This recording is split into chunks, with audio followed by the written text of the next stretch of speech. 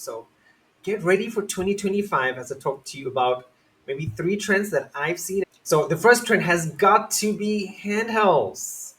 So this is something like I know when I was playing I was doing the Nintendo Switch, and I remember talking to Antoine and Adam about this, and I'm like, you know what? I just love playing with my handheld, right? I love sitting down on the couch or in bed and gaming. And as much as I love this PC, as much as I love the hardware, there is nothing that beats this feeling. And I've seen this sort of increased adoption of handhelds on threads on social media, or people sort of like someone I saw a guy post him playing his ROG Ally under the bed while his wife slept next to him. So he's like he took a picture of himself playing with these games under the bed because he didn't want the light to disturb his wife, and he was gaming at like Call of Duty Black Ops 6 at like 3 a.m. in the morning. Um, but it's just handles are just convenient. You can go big screen mode if you want. You can take them around to work. You can take them on the train. Um, Speaking of old times, I remember I used to take an hour and a half train from Worcester, Massachusetts to Boston, Massachusetts to go to work. And I could have used that time for gaming, which would have been wonderful 20 years ago. And I mean, this is the wonderful thing. If I do go to France or next year when I go to South Africa, I will take my Steam Deck or my Nintendo Switch, and I will play as much as I can until I fall asleep on that playing. So consoles are definitely the future. That being said, right, moving into 2025, I think the things you want to keep a lookout for, or if you're thinking about buying something right now and you can't wait, um, you want to look out for an Xbox handheld, which is still a very much a big rumor about Microsoft coming up with their own handheld solution. You want to look for something else besides the PlayStation Portal, be it a PS Vita 2, possibly, hopefully. Fingers crossed for Adam. Adam would love a PS Vita 2, I would imagine. Um, or, no, no, and for definite, like you're going to get the Switch 2 next year, as much as there was the big rumor last week or last week that Nintendo's going to announce the Switch 2, and they never did. Um, but for guaranteed, there's going to be a Switch 2 next year. Go back and look at our old show. We talked about some of the specs there, which is like 4K, 1080p, when you're handheld mode, that sort of stuff. So, you know, handhelds are definitely a thing that I'm only going to see expand in terms of market.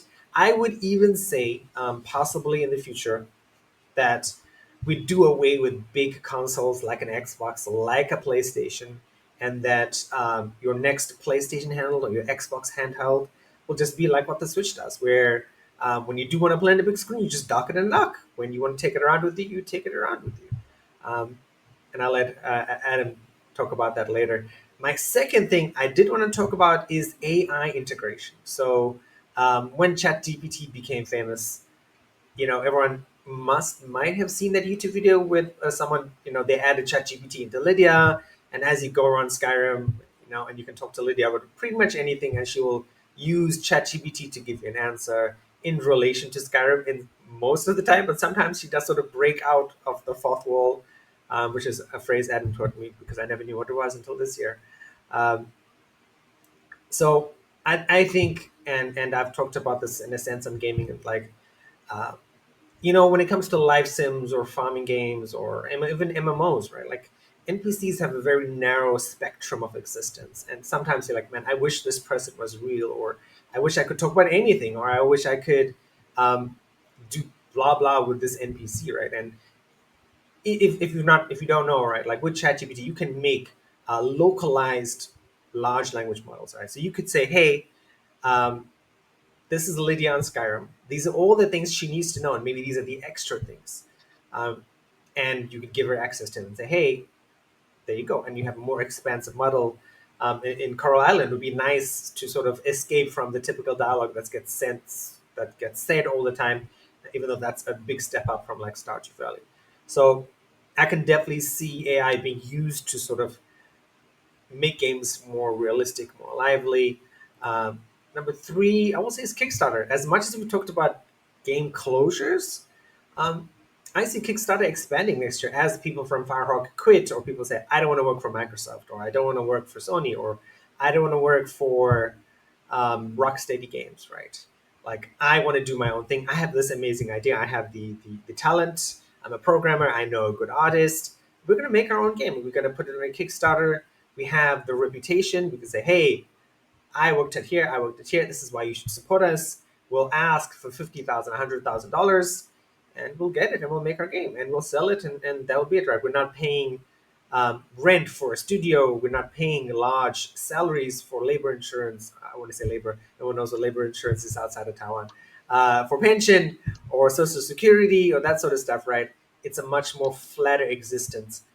And adamant to the death of AA studios. I think it's gonna be. I think we're moving into a future in 2025, 2026, where the majority of the gaming market will be single A or AA studios. I would even throw out a number there of like 70%, and 30% will be AAA games. Um, just because, right, we're in an environment where you can fund the game that you like, right? You can fund the people that you believe in, and you have a choice, right? Whereas with a AAA game, you're like, am I going to roll the dice? Am I going to like this or not?